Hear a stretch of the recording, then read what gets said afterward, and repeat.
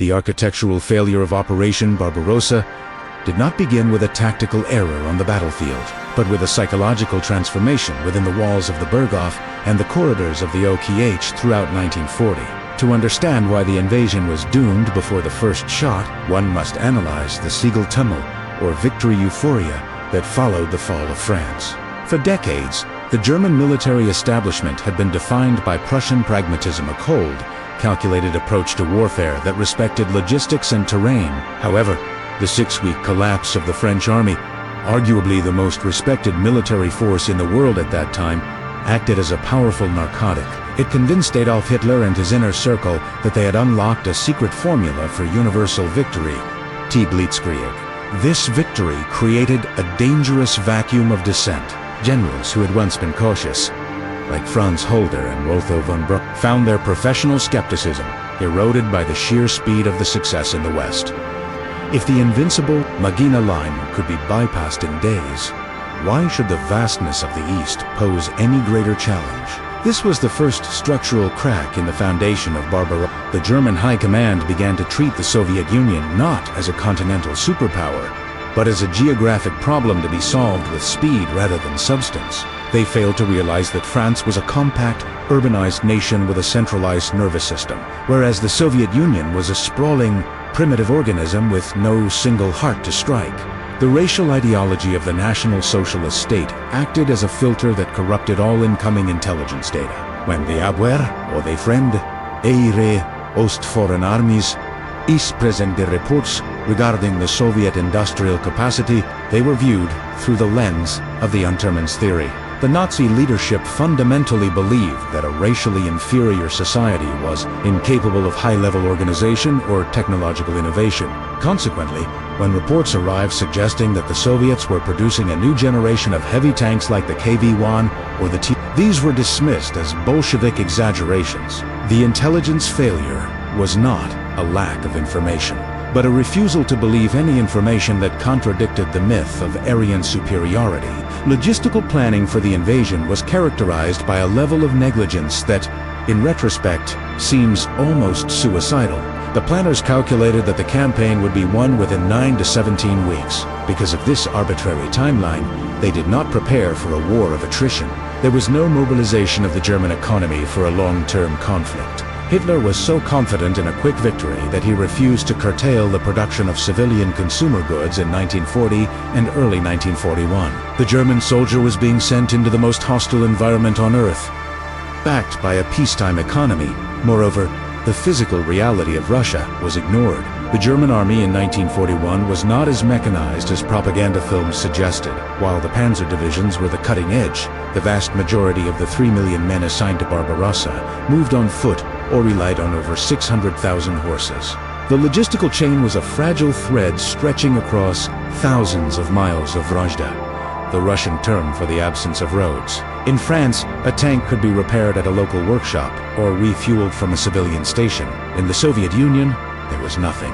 By choosing to ignore the logistical limit of 300 miles for their motorized columns, the German generals were essentially planning a mission to the moon with only enough fuel for a one-way trip. As the planning for Operation Barbarossa intensified in late 1940 and the spring of 1941, the German military intelligence apparatus, specifically die Fremde, Ihre Ostforeign Armies East, led by Eberhard committed what would become the most catastrophic analytical error in the history of warfare. Their assessment of the Red Army was not based on current data, but on a combination of racial prejudice and an outdated observation of the Soviet performance during the Winter War against Finland.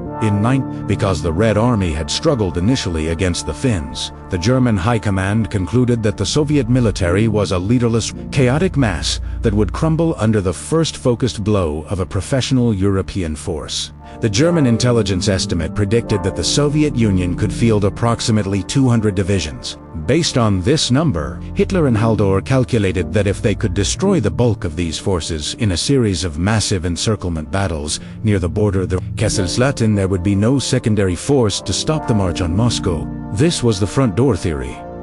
They believed that once the front door was kicked in, there was nothing but a vacuum behind it. However, they were not just wrong, they were off by an order of magnitude. In reality, The Soviet Union had a mobilization capacity that defied German comprehension. By the end of 1941, the Soviets would deploy over 360 divisions, and by 1942, that number would continue to climb. The secret to this Soviet resilience was the pre-war mobilization plan and the depth of their reserve system. While the German Abwehr focused on the units they could see near the border, they completely failed to identify the second strategic echelon being formed in the interior. This was a failure of imagination, as much as a failure of espionage. The German leadership could not conceive that a primitive state could successfully manage the logistics of moving millions of men, thousands of tons of equipment across such vast distances with such secrecy. Consequently, every time a German general reported the destruction of a Soviet army, a new one appeared in its place, as if from the very earth itself. This ghost army phenomenon would eventually shatter the morale of the German officer corps, who realized too late that they were fighting a hydra. Furthermore, the technological gap was another secret that had been poorly kept but intentionally ignored. German tank commanders entered the Soviet Union believing their Panzer III and IV tanks were the masters of the battlefield. They were unaware that the Soviet Union had already begun mass-producing T-34 medium tank and the KV-1 heavy tank. These vehicles featured sloped armor and 76mm guns that rendered the standard German anti-tank weapons, the 37mm door knockers, completely useless. The first encounters with these miracle tanks in the summer of 1941 caused a psychological shock known as tank panic among the German infantry. The German industry, still operating on a peacetime basis, had no immediate answer to these steel monsters. The final layer of this intelligence disaster was the total disregard for Soviet industrial relocation. German planners assumed that by capturing the industrialized regions of Ukraine and Western Russia, they would decapitate the Soviet economy. They had no idea that Stalin had already authorized the evacuation committee to move over 1,500 major factories to the east.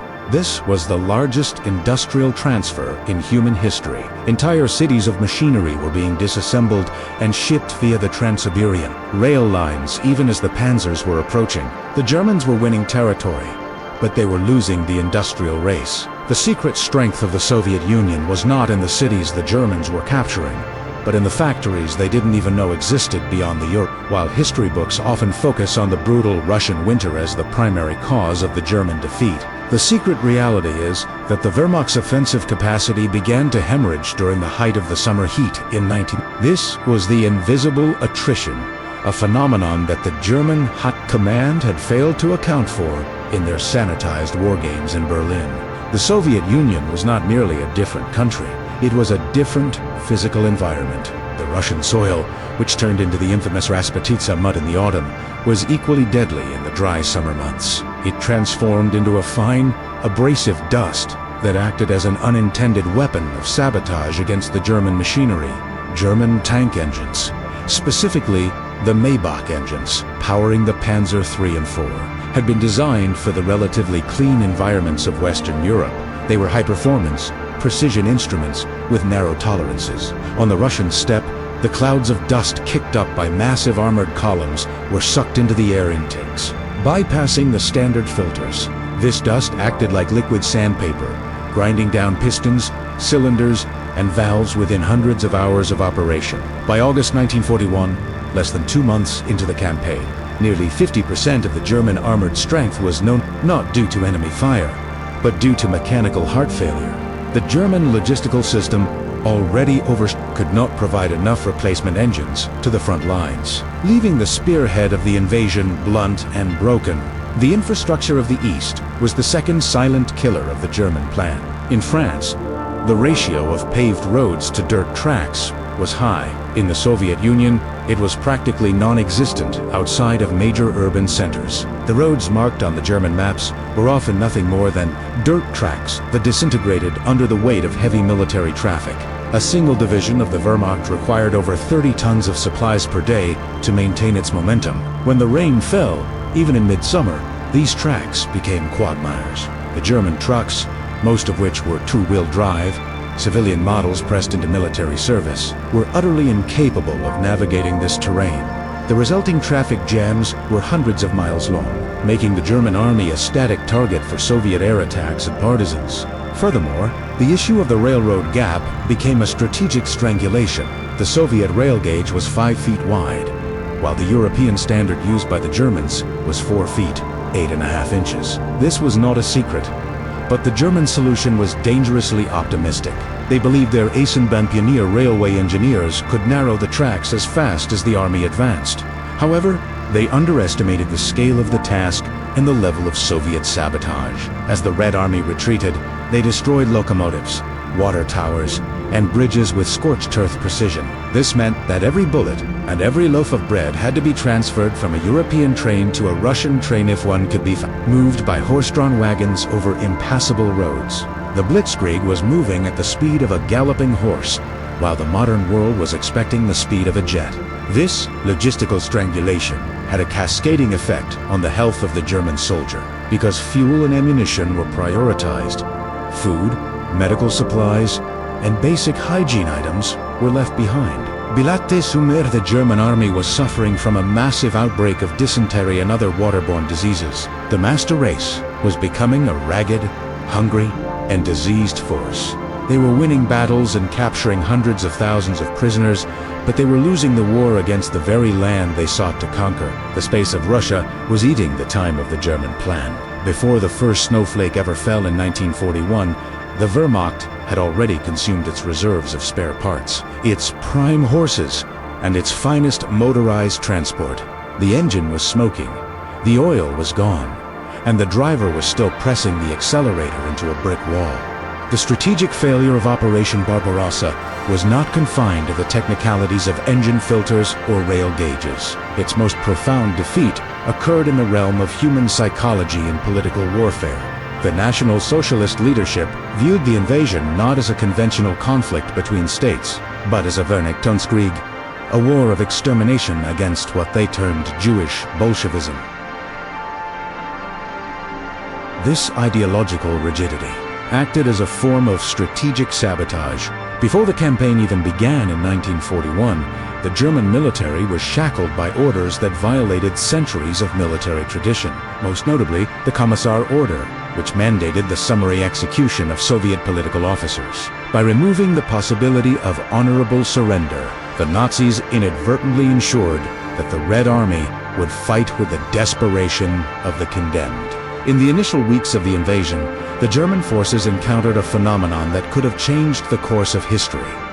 In many regions, particularly in Ukraine, Belarus, and the Baltic states, the civilian population greeted the Wehrmacht as after years of Stalin's brutal forced collectivization and the Great Purge, millions of Soviet citizens were prepared to turn against the Kremlin. Had the German High Command implemented a policy of liberation, offering land reform and political autonomy, they might have triggered a civil war within the Soviet Union that Stalin could not have survived. However, the Nazi Generalplan Ost forbade such pragmatism to the SS and the Nazi administrators. The local populations were merely untermenschend, destined for displacement or starvation. The rapid transition from liberation to occupation was a strategic disaster. Erste Einsatzgruppen mobile killing squads followed the frontline troops, carrying out mass executions and liquidating entire communities. The news spread like wildfire across the Soviet Union. The German brutality became Stalin's greatest propaganda tool. It transformed the war from a struggle for political systems into a great patriotic war for national survival. The peasant who might have hated the Soviet commissar soon realized that the German soldier was a far greater threat to his life and family. This shift in public sentiment was the secret engine that powered the Soviet resistance, fueling a partisan movement that would eventually turn the German rear areas into a nightmare of sabotage and insecurity. This partisan warfare, born directly from Nazi cruelty, created a second front long before the Allies landed in Normandy. By late 1941, the German logistical lines, already fragile and overextended war, being systematically dismantled by thousands of resistance. Fighters hiding in the vast forests and swamps of Russia and Belarus, supply trains were derailed, bridges were blown up, and isolated German garrisons were massacred. To protect these lines, the Wehrmacht was forced to divert hundreds of thousands of combat troops from the front lines to the rear.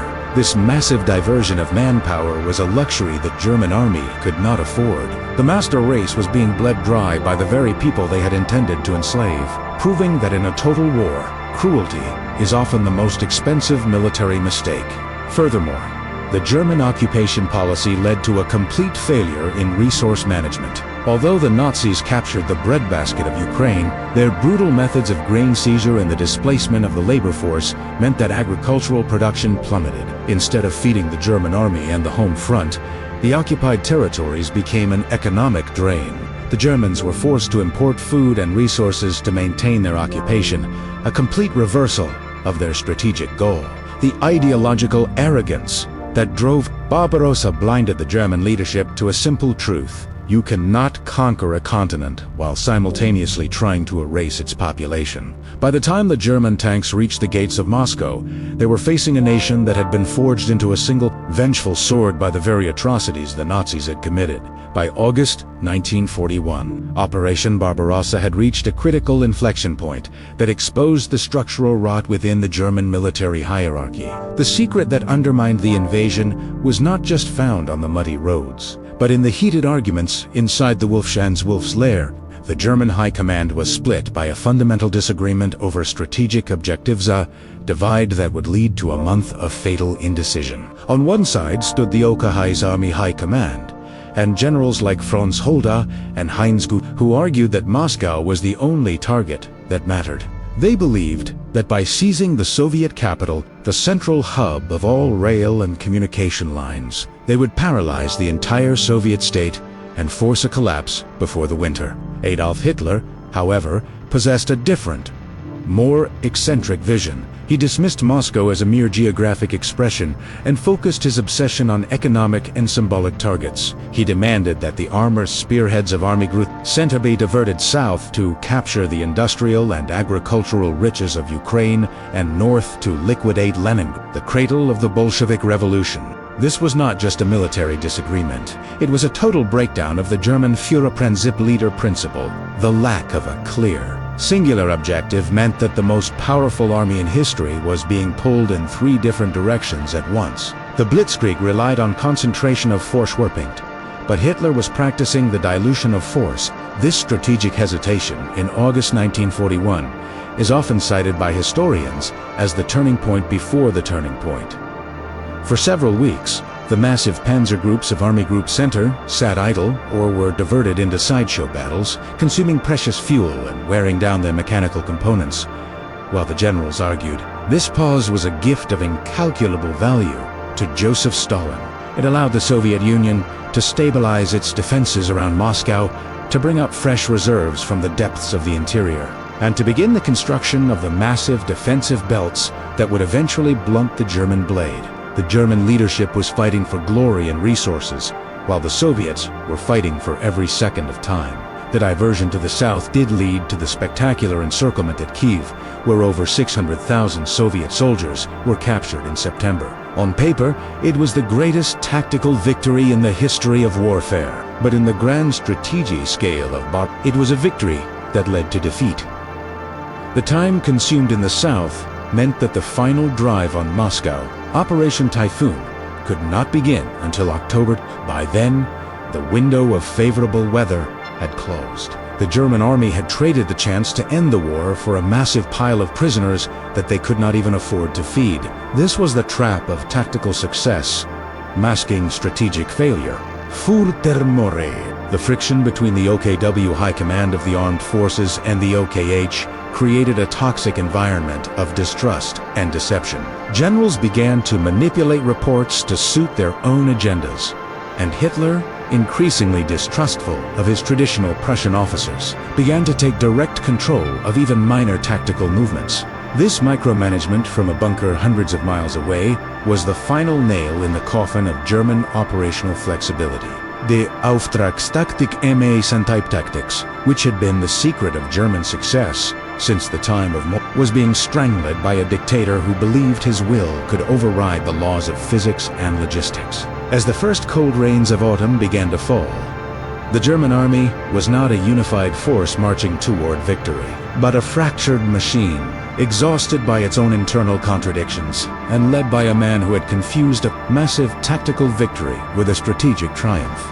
A fundamental secret of the failure of Operation Barbarossa was the profound disparity in industrial endurance between the Third Reich and the Soviet Union. The world viewed Germany as an unstoppable industrial titan. Yet this was a carefully constructed facade. In reality, the German economy was still operating on a peacetime-plus footing. Hitler, haunted by the memory of the German home front's collapse in 1980, was terrified of imposing the kind of total mobilization that would require civilian sacrifice. Consequently, while German factories were still producing luxury items and high-end consumer goods to keep the population content, Stalin had already transitioned the Soviet Union into a state of total war that was draconian and absolute. The German manufacturing philosophy was another hidden flaw that crippled their long-term prospects in the East. German engineering was obsessed with quality over quantität. Their tanks, such as the Panzerfahr, were precision-engineered machines that required thousands of man-hours to produce and specialized technicians to maintain. In contrast, the Soviet Union adopted a philosophy of rationalized brutality. The T-34 tank was designed to be produced by unskilled labor in unheated factories. It lacked the internal comforts and optical precision of German tanks, but it was easy to manufacture, easy to repair, and most importantly, it could be produced in overwhelming numbers. By the time the German industry managed to produce 100 tanks, the relocated Soviet factories beyond the Urals were churning out 500. This industrial gap was exacerbated by the catastrophic failure of German economic intelligence. The OKW, Oberkommando der Wehrmacht, had estimated that Soviet steel and coal production would collapse once the Donbass region and Ukraine were captured. They failed to realize that the Soviet command economy could redirect resources with a ruthlessness that the German bureaucracy could not match. Stalin's State Defense Committee, GKO, had total control over every scrap of metal and every human life in the USSR. By late 19th, the Soviet Union was outproducing Germany in every critical category of armaments tanks, aircraft, and artillery, despite having lost nearly 40% of its pre-war industrial territory. The Germans were fighting a war of boutique quality against a tidal wave of industrial quantity. Furthermore, the arrival of the first Lend-Lease shipments from the United States and Great Britain began to provide a critical secondary layer of support to the Soviet war machine, while the Soviets produced their own frontline weapons. The Western Allies provided the connective tissue of modern warfare. Thousands of Studebaker trucks, miles of field telephone wire, millions of cans of Tushanka canned meat, and massive quantities of high-octane aviation fuel and aluminum began to flow through the ports of Murmansk and the Persian corridor. This allowed the Soviet Union to focus almost 100% of its internal industry on heavy weapons. The German logistics, already struggling with horse-drawn wagons, were now facing a Red Army that was becoming increasingly motorized and fed by the greatest industrial power on Earth. The final industrial secret that doomed Barbarossa was the lack of standardization in the German military. Because Germany had incorporated equipment from every nation, it had conquered Czechoslovakia, France, Poland, and the Low Countries. The Wehrmacht, in 1941, was a logistical nightmare. A single German motorized division might utilize vehicles from 10 different manufacturers, each requiring unique spare parts and specialized tools. In the harsh environment of the Russian interior, where parts had to be shipped across a continent, this lack of standardization led to a cannibalization crisis. German mechanics were forced to strip parts from 3 broken trucks to keep one running. The Reich had built a diverse and beautiful museum of European engineering, but they had failed to build a standardized war machine capable of surviving the brutal, simplified reality of the Eastern Front. By October 1941, the German military machine, which had been designed for the speed and precision of lightning war, koyudet wheat, geographic phenomena, for which there was no mechanical solution. The rest literally translated as the time of bad roads. This seasonal transition saw the vast, unpaved Russian steppe transformed by torrential autumn rains into a semi-liquid quagmire of black earth and clay.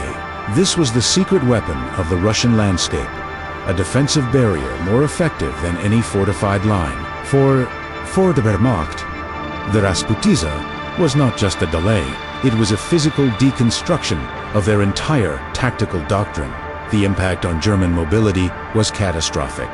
The panzers, which had once bypassed entire Soviet armies, were now immobilized, their tracks churning fruitlessly in thigh-deep mud. A march that would typically take 3 hours now took 3 days. The fuel consumption of the remaining vehicles tripled as engines strained against the suction of the mud, leading to a situation where tanks were running out of gas simply trying to move a few kilometers. The Luftwaffe, which provided the essential air cover for the Blitzkrieg, found its forward airfields turned into swamps.